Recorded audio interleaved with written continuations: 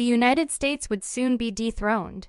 We would be receiving commands, and we should get ready to lose our status as the world's reserve currency, which is taking place slowly. It's unmistakable as they cite a territorial conflict that is not even among the top 5 vital issues.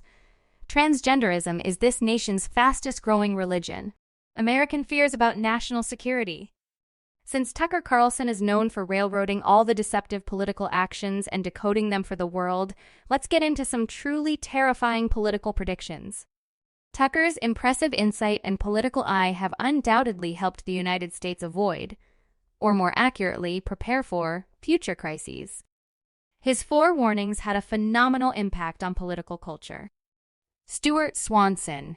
Due to his impeccable critical thinking and wide-ranging political views, McNair Carlson, an American political commentator, writer, and television personality, is renowned for his unbiased and ruthless remarks.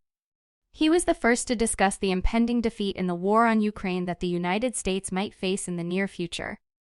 If the war in Ukraine continues, we will lose no matter how it ends. In the past, Tucker had brashly claimed that if America did not stop its involvement in the war in Ukraine, Tucker thought that the government was only deceiving the populace by withholding the most important facts so that it might eventually advance the cause they revered. No one in American politics or media will tell them the truth. Since the first hours after the invasion, Americans have been fed a steady diet of increasingly absurd lies about Ukraine. Well, if we look at the stats, it's been proved that there has been a global change since the Ukraine war began, but due to the narrative to support that has been throttled into the public mind, no one is wondering what the consequences of that would be for their own country. Another thing that Tucker pointed out was that while America was busy throwing bucks at Ukraine, her 2 enemies joined hands to win the war. So what are the odds of America winning the pseudo-war when all the bets are against it? The war we are fighting in Ukraine is not against Russia alone, but also against Russia's newest ally, the People's Republic of China. While Xi Jinping, the president of the People's Republic of China, has said it best change that hasn't happened in 100 years is coming, and we are driving this change together. It's quite clear when you think about it, but most people don't have the chance to inquire about it because the propaganda is simply too opaque.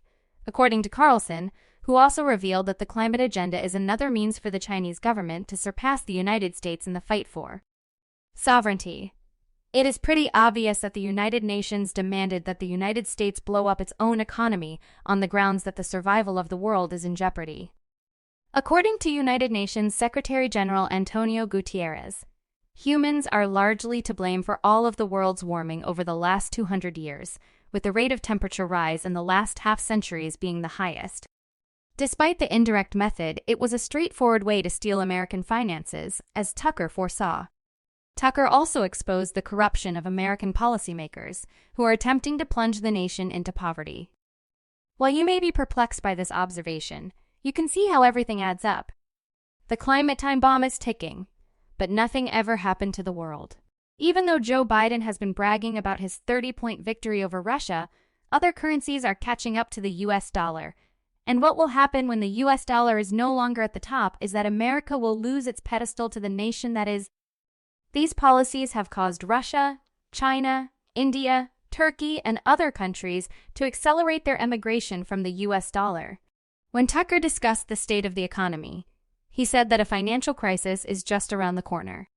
The political representatives are least concerned about what will happen to the economy because they are flushing thousands of dollars to keep up with the trends such as climate change, equality, and diversity, and he has the stats to prove it. Remember when in 2008 25 banks failed according to the Federal Deposit Insurance Corporation's database? It resulted primarily as an effect of the multiple interest rate hikes made over the past year and recession worries which dried up demand for loans by small firms and startups. Well, Stephanie Palmboy along with Tucker foresee exactly that, if not much worse.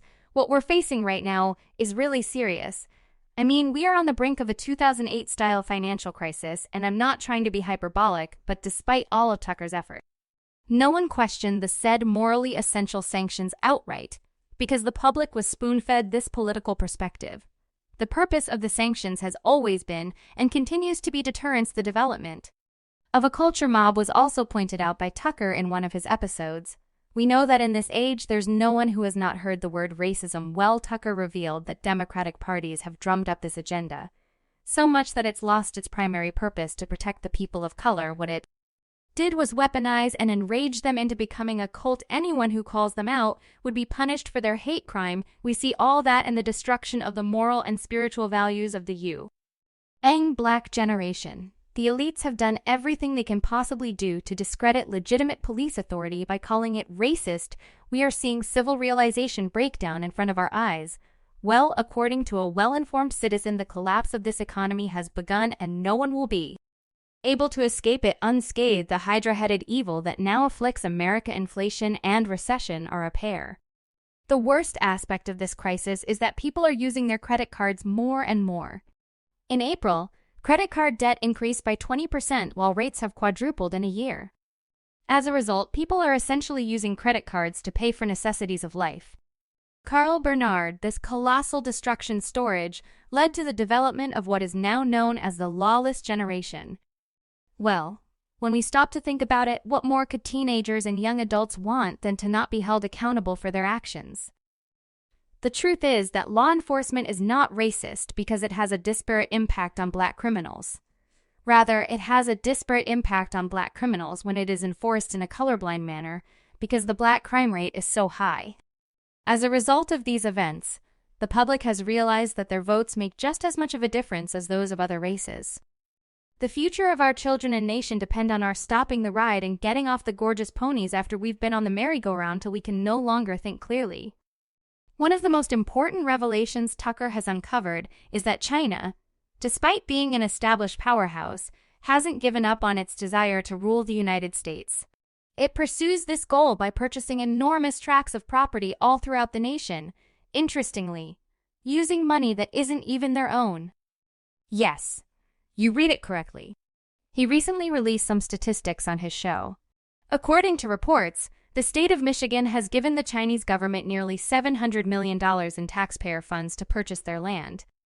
The governor of Michigan, Gretchen Whitman, has also given more than $700 million in taxpayer funds to fund a massive Chinese battery plant in Big Rapids. Detroit Chicken Tucker thinks that this is a deliberate invasion since the Chinese corporation will not hire any Americans. Why else would they insist on setting up a branch of the Communist Party in Michigan? The public believes that the money trail will undoubtedly lead us to the main offender because there must be a reason why no one has been arrested to date. However, no one is paying attention to the stories worth listening to in the company bylaws that are on the company website. It clearly states that when they get to Michigan, they have to have a CCP organization on site. How much money did China provide Governor Whitmer and any Michigan congressional representatives in order to secure their support for this agreement should be the key issue. Another question, why couldn't she have given this money to an American company again? I say follow the money well now, the EU. $dollar era as the world's reserve currency for 100 years has come to an end, just as Tucker established before. Since the close of the First World War, the United States has been the preeminent nation on Earth. For 40 of those years, Americans were locked in a Cold War with the Soviet Union. Of course, but at no time, no matter what they may have claimed, there was ever really a question about who is the most powerful country. It was the American era. That era just ended a little over 2 years ago into Joe Biden's presidency, but amazingly, no one in this country seemed to notice that it happened in the wake of recent events. All the things, including economic downfall, cultural devastation, Chinese invasion, and Joe Biden's incompetency, has provided to be adverse effects on the future of America. All of Tucker's warnings stood true despite his desperate call for attention. Not many are paying attention to their own country's destruction. That's it for today, folks. Until next time, goodbye.